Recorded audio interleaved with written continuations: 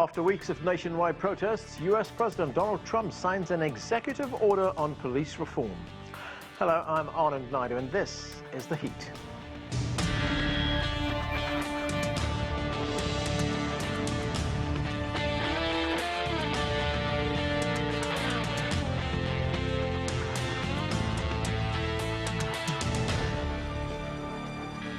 Facing criticism that his policies and rhetoric have aggravated a racial divide in the United States, President Trump unveiled his administration's first step toward police reform. The move comes several weeks following the death of George Floyd, an unarmed African-American in police custody.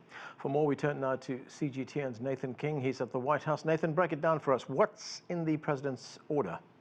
Well, if you were going to sum up in one sentence, I'd probably say training, not restraining. Essentially, there's a lot of carrots, incentives in this order, which of course doesn't carry the full weight of legislation, to basically for best practices to emerge. But it's not exactly telling people what to do, it's advising. Training, for example, to work with communities. There was a talk about banning chokeholds. Well, the advice is only if a police officer feels their life is threatened can they use it. But again, it's not going to have the full weight of law. There is going to be very little changes in terms of the qualified immunity that police officers have enjoyed. And also, it's very much sort of harking back to what the president wanted to do for communities of color during the COVID pandemic. You know, more economic opportunities, more healthcare access, etc. Let's take a listen to the U.S. president. Under the executive order I'm signing today, we will prioritize federal grants from the Department of Justice to police departments that seek independent credentialing, certifying that they meet high standards, and in fact, in certain cases, the highest standard. That's where they do the best, on the use of force and de-escalation training.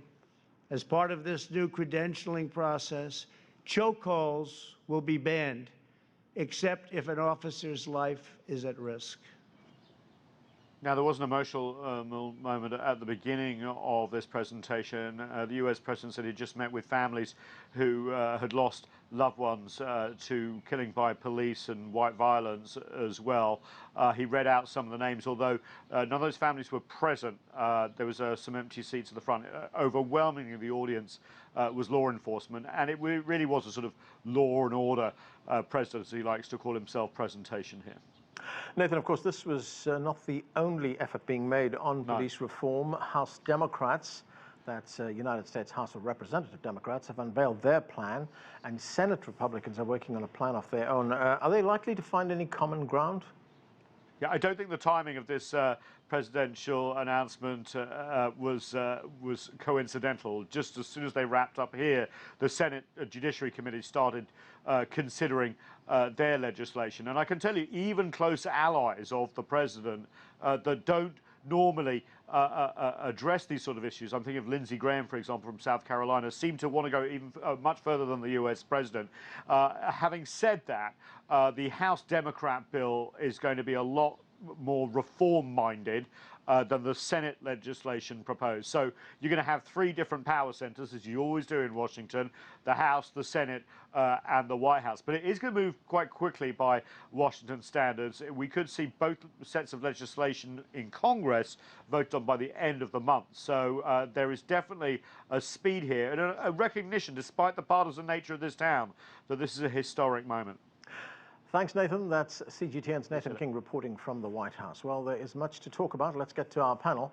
Joining us here in Washington, D.C. is Debbie Hines. She's a former Maryland Assistant Attorney General and Baltimore City Prosecutor.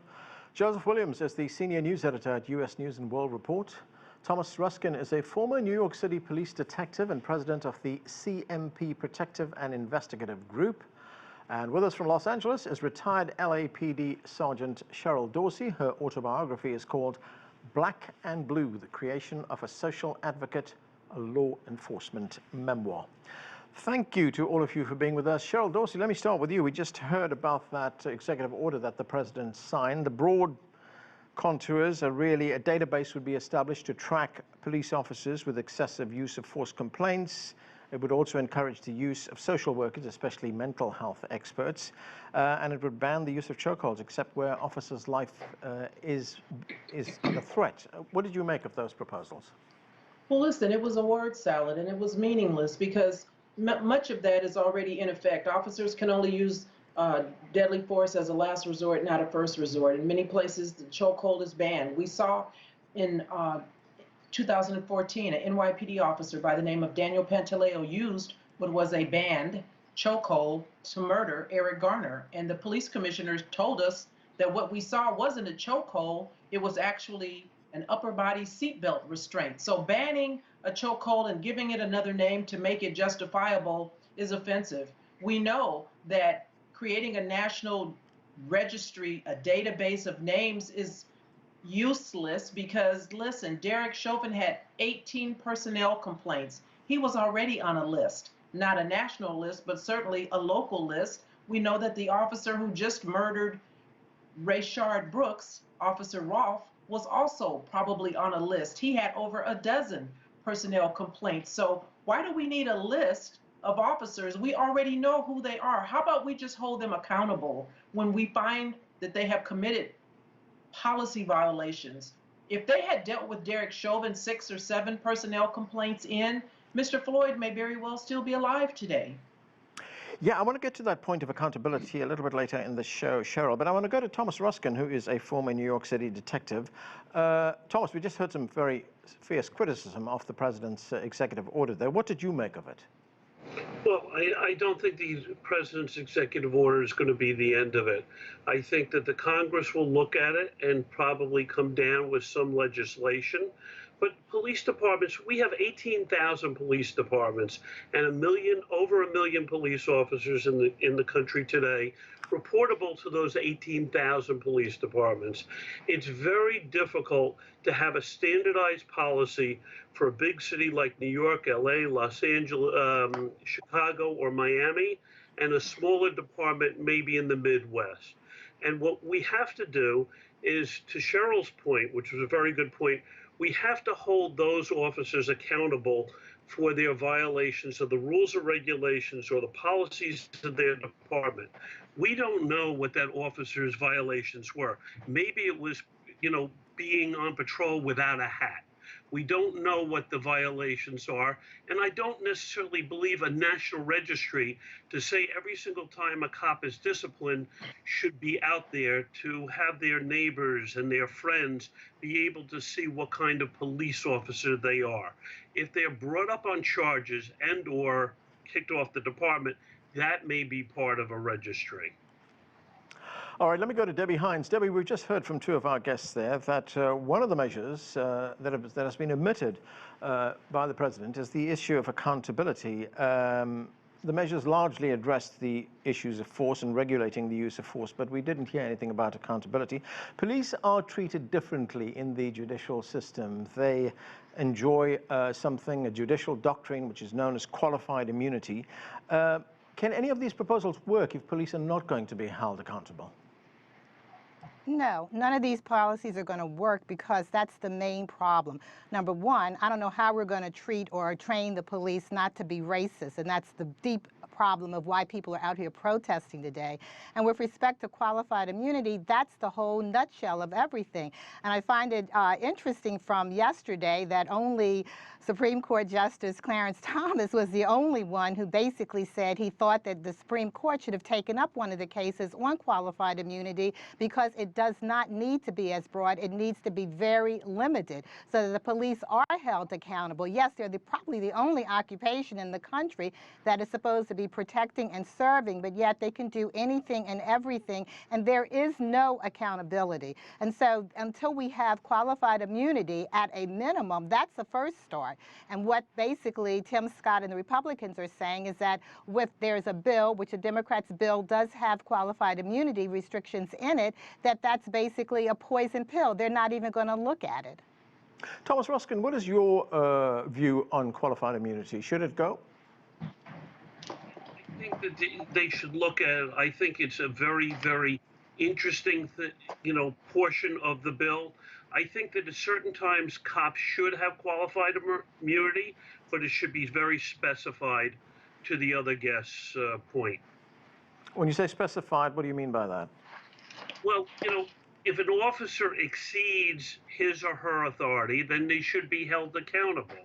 But they are, departments are holding officers accountable now much more than they ever have. And I don't think we can paint a broad brush saying that officers are racist. A lot of officers, the majority of officers out there, are not racist and work in minority and brown and black neighborhoods in their precincts and basically deal with them in community policing every single day. And those people aren't racist. They're police officers with families and go to work every day not knowing if they're going to go home at night. Joseph Williams, we just heard from Debbie Hines talking about the issue of racism and racist behavior. Thomas also talked about that. And if we look at the issue of racism, looking at some figures here, African Americans are 2.5 times more likely to be killed by a police officer than a white person, according to one research report. And if we look at how police get actually involved in, stamping out crime, USA Today reports that African Americans gained more rights under things like the Civil Rights Act of 1964. But at the same time, lawmakers from both parties were looking at ways to criminalize black behavior. The war on drugs was a classic example. So, can we really make progress if those issues are not addressed? And that's really addressing the issue of attitudes, isn't it? Well, it goes beyond attitudes, because when you look at the likelihood that an African-American male is going to die by gun violence or die at the hands of a police officer, it's disproportionately high compared to the white community. I did a story not too long ago that talked about how violence at the hands, or a violent death at the hands of a police officer, is one of the leading causes of death of African-American men between the ages of 13 and 25. That's a very troubling statistic, and it also speaks to a lot of different dynamics at work here. I think one of the things that you alluded to when talking about the Civil Rights Act of 1964 is the fact that during every era of progress we've had as African Americans, there's always been swift and significant backlash. There's been made a lot recently about how the origins of the police force come from fugitive slave patrols. I mean, that's a very tiny corner of how police got started in the United States, but it's a significant one nonetheless. Now you move forward to the death of Emmett Till, the murder of Martin Luther King, and all these horrific acts pushed the needle forward and helped African Americans make gains. However, for every gain, you had significant rollbacks. The Klan, the Black Codes, Jim Crow laws, and the end of Reconstruction, not to mention the terror campaign against the civil rights workers in 1968, 69, 70. So we have a very significant moment here where change is possible, but already we're hearing from the political class like Donald Trump that we're more satisfied with the status quo, and if we can keep support of police while still getting reelected, we're more than happy to do that. Cheryl, we heard a moment ago from Thomas. He was telling us that there are something like 18,000 police forces in the United States and over 1 million police officers, and that we also have, and a lot of these police forces work in hyper-localized conditions. That was a point that was addressed by one of the Republican senators in the U.S. Senate, Tim Scott. This is what he had to say. I think it's really difficult to establish a codified in law standard for use of force. There are millions of scenarios that play out. There are other aspects of it that we can be more clear on, like the chokehold. This is a policy whose time has come and gone, and we try to tackle that on the local level. The House policy tackles that on the state level. I think the president's looking at a national perspective on that from his executive order. But every single aspect of all three levers want to tackle the issue of chokeholds, and that's part of that entire conversation around the de-escalation of force. So, Cheryl, to what extent is the task of reforming police behavior complicated by the fact that you do have 18,000 police forces, each one with its own rules? Listen, it's not that complicated. You can only use deadly force in the immediate defense of your life or the life of another. And so that's pretty clear. You know, we just saw Rayshard Brooks shot because he took an officer's taser. First of all, a taser is a non-lethal weapon. He was running away from the officer when he was shot and killed twice in the back. there was no immediate defense of life. And so if sense were common, everyone would have it. And so we need to admit that there are officers, and listen, I worked patrol for 20 years. I know the culture and I know the mindset. There are officers out there who live for this kind of stuff. We heard this officer, Rolfe, in his own words, do a victory lap after he shot and killed Mr. Brooks. He said, I got him. It was almost as if he were so proud that he was shooting this man in the back because he didn't have the physical stamina to go and catch him. And so the laws are clear. If it's not immediate defense of life, and I don't care what you think, I know that great deference is given to what an officer says, and now they've learned, all they have to do is say, I was in fear of my life, but you got to be able to articulate it, and it needs to be reasonable, and it needs to be proven. And we don't have that often. Thomas, let's say we have a new set of rules that are put in place that policemen have to abide by. It could be a complex set of rules. It could concern the rules of engagement, the use of deadly force, chokeholds, for instance. Will that make a policeman's job far more difficult? Because we also understand that police make these decisions in a split second. They make it in a split second, and as the senator alluded to today, it happens millions of times in a police department's career. So, you know, when I came through the NYPD, I was taught the chokehold, and I was taught that that was a method which was later reversed when I was a detective. So, you know, as time goes on, officers will be trained and will be trained differently, and policies will change with our times and with the knowledge of those times. So to answer your question, yes, I think that policies can change. I think they can change for the better. But to Cheryl's point before, I think that we also have to pick and have a more selective process in the officers we pick, and the officers that are going to be in the areas and patrolling the areas. And then de-escalation tactics have to be employed by the 18,000 police departments, because an officer shouldn't be going for his or her gun immediately. They should be using other tactics. Debbie Hines, would it be fair to say if a solution is to be found to this issue, that there would have to be input from police themselves? They'd have to be part of the solution. Well, I think you want to have everyone's input in, but one thing I want to say that I'm having great difficulty with is the fact of understanding why people are saying that the police cannot be held to some national standard. The laws in this country hold people to a national standard. When the Supreme Court passes laws, those laws apply to every citizen of the United States. Where do we get to a point that we can't apply specific laws to the police officers because it's too many of them? Every single person that I prosecuted, they were held to the same standard of law as everyone in the state of Maryland was held to. So there is no reason why we can't have national laws, national policies, and national implementation with the police force. That is just holding them to a higher standard than what you hold the average everyday American citizen. And that is my problem with the police. Isn't that complicated by the fact that you can't really apply these national laws to police because you have things like qualified immunity? Well, and that's one of the reasons why I argue that we need to get rid of qualified immunity. I don't see any reason for qualified immunity. And again, I hate to admit that I'm at one point in my life of agreeing with Justice Clarence Thomas, where he says qualified immunity should perhaps apply in two situations.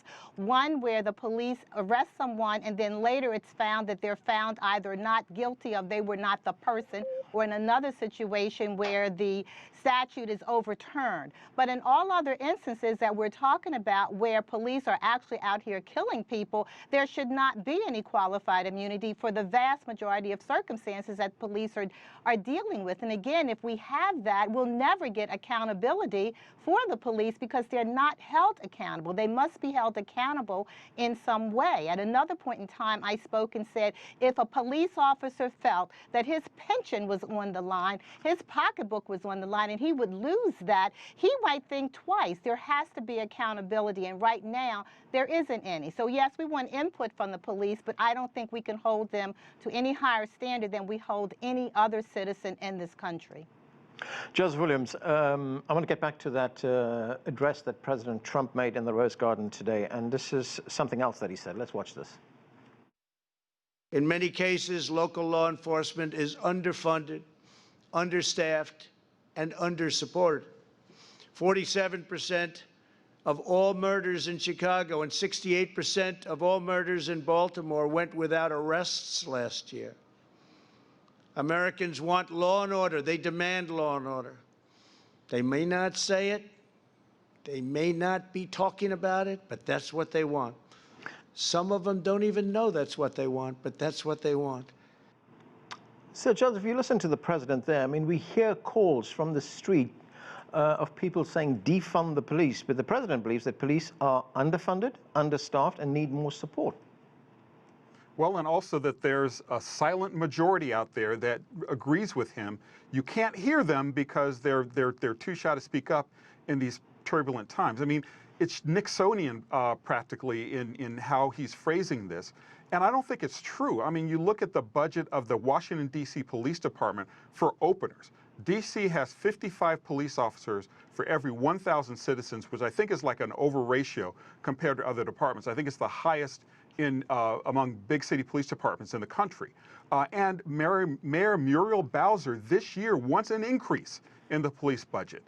She wants more money and is swimming against the tide because the very same demonstrators who were at her doorstep are saying defund the police, transfer that money to social programs, and scale down. When you scale down, you have a less likelihood of a culture that would claim a victory for shooting somebody. So it's at odds, I think, with what we're hearing. And his statistic about homicides in Chicago going without arrest or going unsolved, I mean, that speaks to a broader culture of lack of opportunity in the community. I mean, Chicago had one of the highest profile police shootings in the last couple of years, where an officer shot a guy just walking by a crime scene. So I think it's a bit of a non sequitur, him throwing that in there, and it's kind of a red meat nugget to his base and letting them really know what he's about.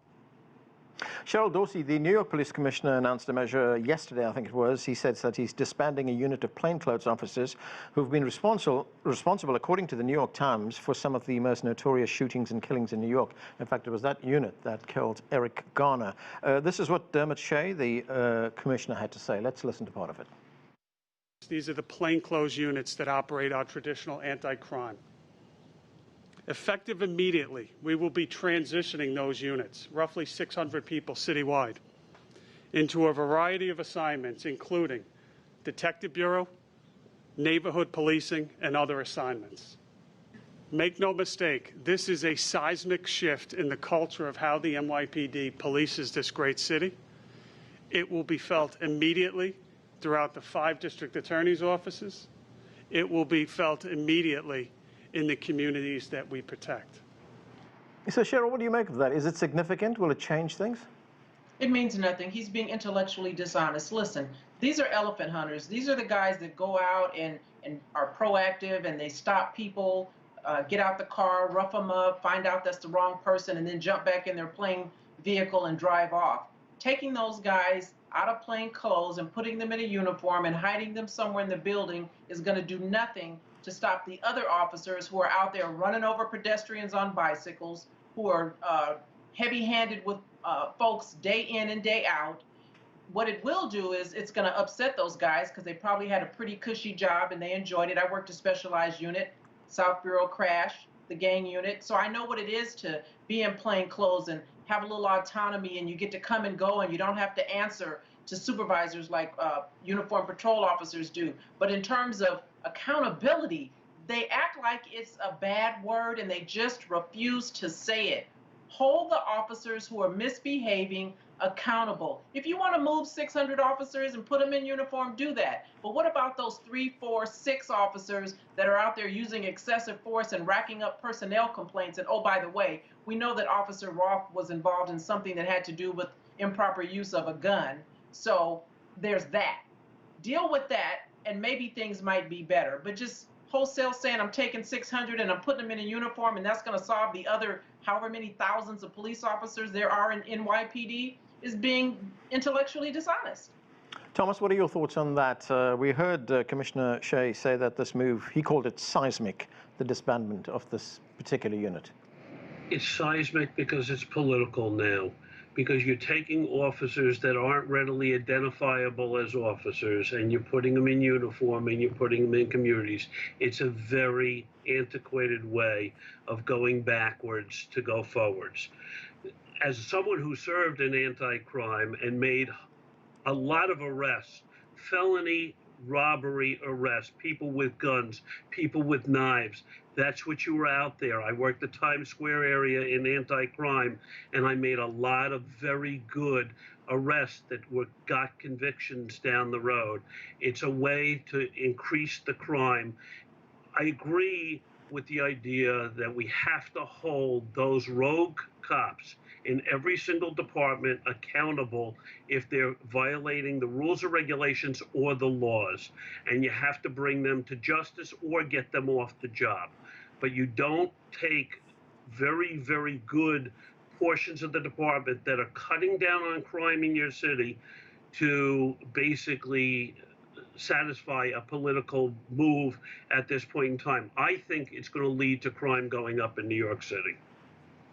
Debbie Hines, there are those two pieces of legislation which are being discussed in the United States Congress right now, one on the Senate side, one on the House side, and no doubt there will be compromises to get those things through. But what is the bottom line? What are the basic non-negotiables that you would like to see in the legislation that's being talked about now? I think that qualified immunity should be a non-negotiable item. I mean, the Democrats need to stand up for what the people are out here fighting for, and qualified immunity should not be something that gets taken off the table. Chokeholds, out. No conditions, no nothing, just basically out.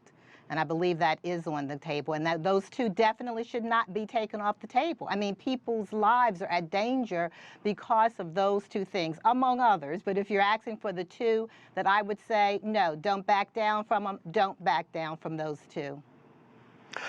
Joseph, one of the issues that we don't hear talked about very often when we talk about policing is the role that guns play in policing in the United States. I mean, this country is awash in weapons. There are hundreds of millions of weapons in this country. Would it be fair to say that police always presume that there's going to be a gun involved in when a crime's being committed? It depends. I mean, it depends on where they are, what the call is, and whether or not they've got reason to believe somebody is armed. I mean, we see neighborhoods where they go in, not guns blazing per se, but one of the things that I think Debbie left off the list that I would like to see is the end to no-knock warrants. I mean, you talk about the case in Louisville where they came in and they shot even though she was asleep and wasn't armed.